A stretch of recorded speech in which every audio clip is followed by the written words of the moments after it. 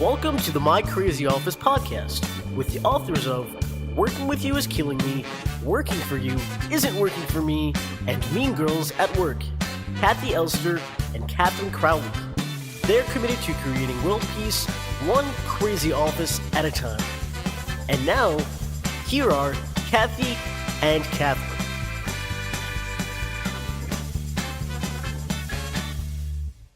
Hey everyone, I'm Kathy Elster. And I'm Catherine Crowley, and welcome to My Crazy Office.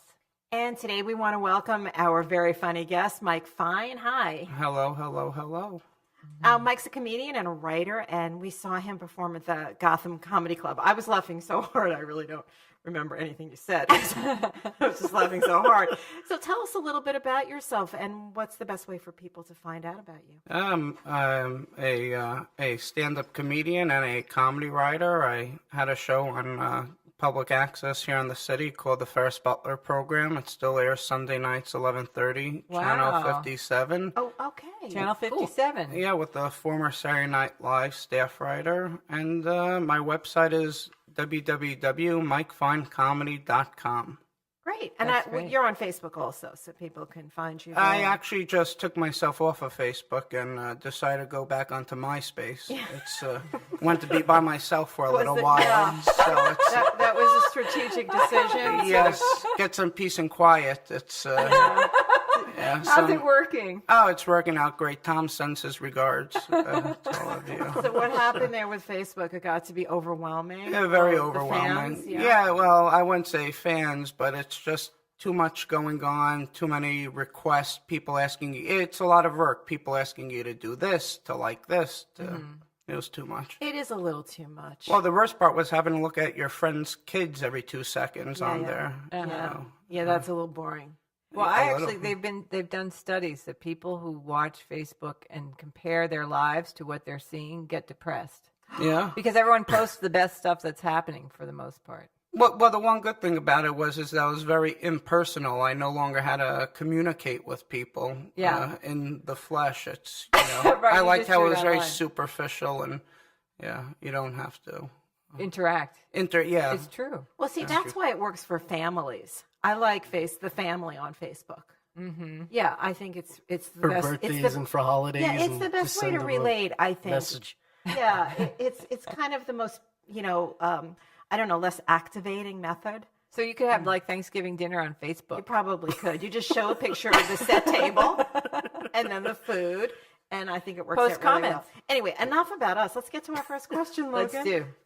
I'm about to begin a job as a new manager in the IT division of a large company. The department I will be overseeing has been without leadership for a while. I'm nervous and wonder what kinds of behaviors I should expect from the staff. Any thoughts? It's so funny because we have a client who just got promoted. Right. And we were talking to him yesterday. He was telling us how everyone, the people that used to be his equals Yeah. are now trying to be his best friend. Right. People really posture. Some people really posture, I Yes. think, and really try to butter up to you so that you love them on Yeah. day one. I have a whole category of what I think you can expect. What? So I think you can expect there'll be a certain kiss up, a certain number of kiss ups. People Yeah. are trying to win you over like they know everything and they can help you Yeah. integrate, come in. Then there'll be the know-it-alls who just have the answer for everything. There'll be the cynics who sit back and look at you and don't think you can do much of anything. And then I was thinking there'll probably be a martyr, like we like to talk about the roles people play. I'm sure there's a martyr, someone who's suffering, who's been doing all your work while you were away or while you weren't there. And I thought finally there's probably an invisible one who you won't notice for the first year of your management and a rebel. Wow, you got a lot. That's a mouthful. You got so much. You got so much, and I'm not really sure where to start with you. Do you get paid by the hour or by the word? Jeez. I love that. She should get paid by the word. Seriously. Yeah.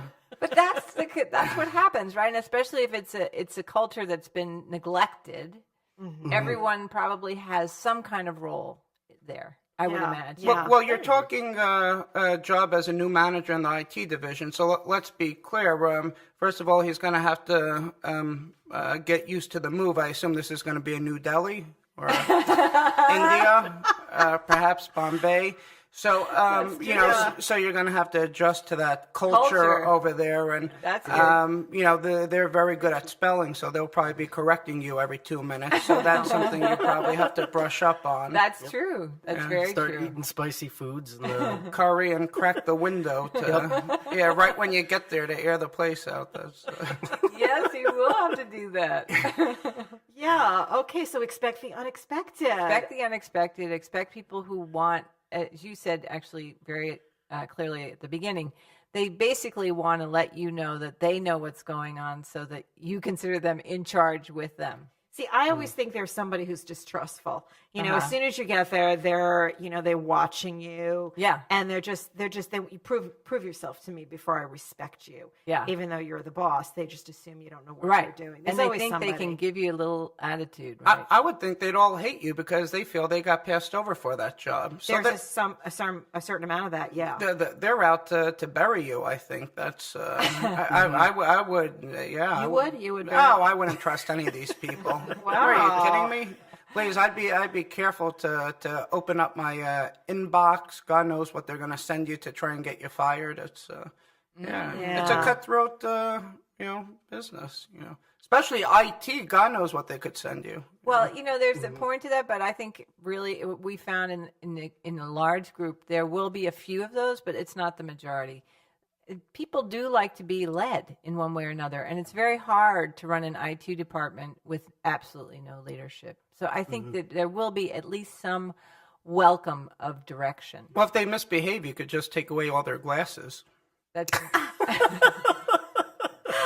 So it also says here that there's no one has been in the role for a while. See, so they may have formed their own rogue culture. yeah. I was just going to say, prepare for the worst. When I read this question, I was thinking of like Lord of the Flies or something, some crazy pandemonium, walking around with the conch and just... Maybe he should carry a gun.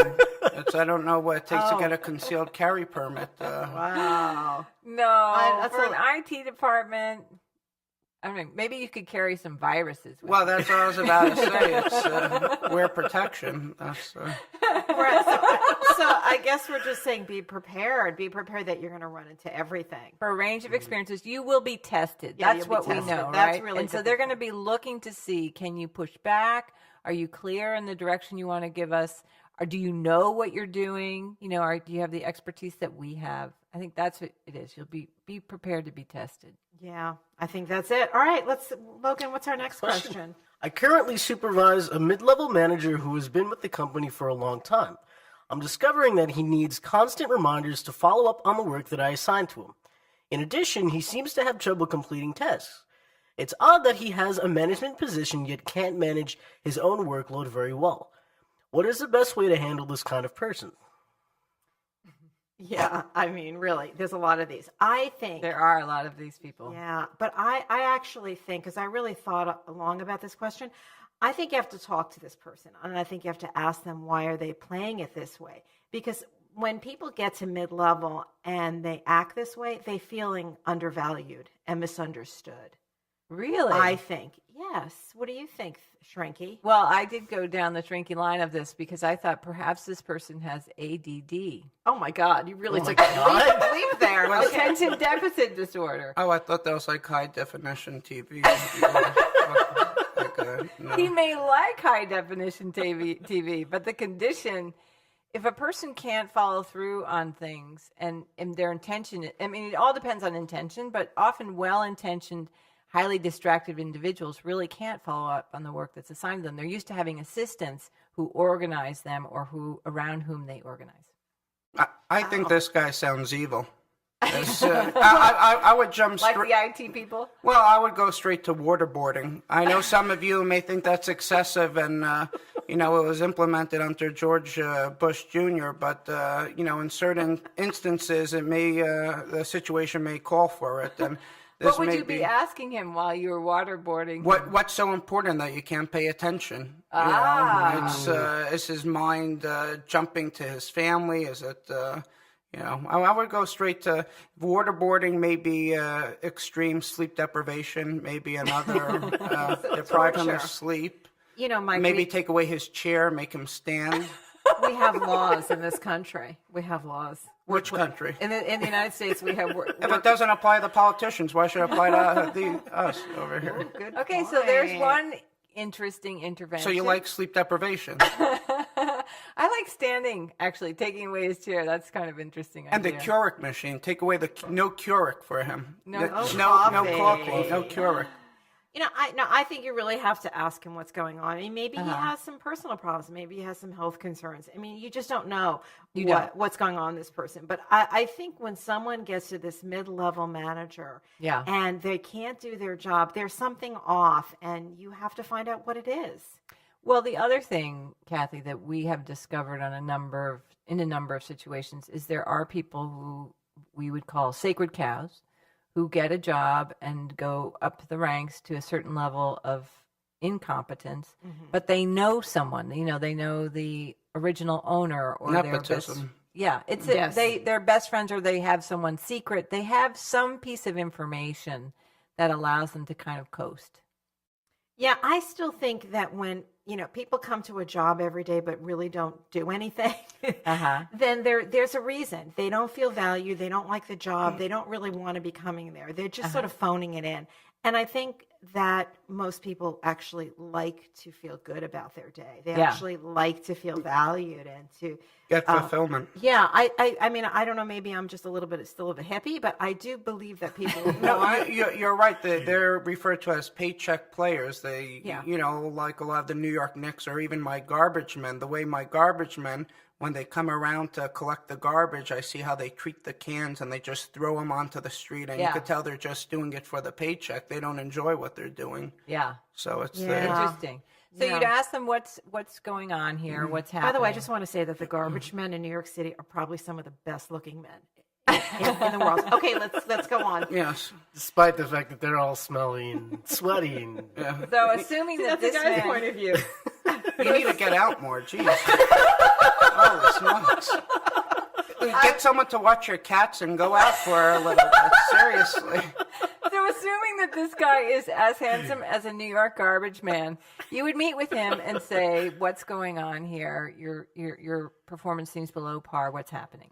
Yeah, and like the garbage men, I think they're undervalued. I think that the people of New York City really, they just get the garbage out, remove the snow. Nobody really cares about them. I think they are undervalued. Okay. When actually they do a very important job. I'm sorry, you don't Good. want me to. I like that. No, I think that it's about paying attention to someone who feels undervalued for one thing. That could be a positive outcome. Or there could be something else wrong. They may not like their job anymore. They may have to actually move on. But I think, instead of getting frustrated at this person, I think you have to talk to them and try to come up with a solution. Okay, great. And I would like to add that they may have attention deficit disorder. See, I would disagree with the talking. Talking could only lead to more talking and more talking, and which we want to avoid. Well, because then conflict could arise for that. Like when it comes to relationships, it's best to keep things bottled up and don't say anything, because then you're not fighting. I see. Just discuss everything on Facebook, and then you keep it neutral. Yeah, bottle it up. You like that? You like the bottling up? Preserving, yes, preserving, like wine, like fine wine. That's right. So the problems ferment and they become greater, and huge honking resentment. Yeah, and then like at the Christmas party, you have a little too much. That's when you let it all out, just unload, and do it all in one shot, as opposed to in little increments of, getting on his case. Do it in rip the Band-Aid off once. For the gashing wound that will bleed all over the party. All right, so here's another idea. There's another for business strategy. And make sure you do it in front of the coworkers.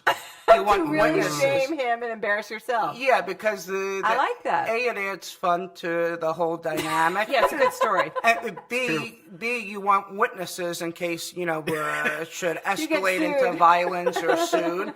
And then the third point, or C, is basically it's you want to be on record so no one else will get out of line. There you go. Put them in their place. Mike, I think you lost your calling, really. I think you should be an HR professional. Oh, yeah. There you go. For Viacom? Yeah. Do me a favor, go to Time Warner. We're having a lot of issues with them. I'd go after them. Yeah. All right. Well, I think that's it for this segment. So, Mike, how can people find you? They could go to my website, MikeFineComedy.com, and check me out there. I perform regularly by Stand Up New York or by the Cutting Room, so check me out. He is on Facebook too, everybody. Yes. I know he doesn't want to admit it. So join us next time for another My Crazy Office podcast. And don't forget to send your questions and or your stories to info@mycrazyoffice.co. My Crazy Office is produced in New York City at K Squared Studios. Stay crazy.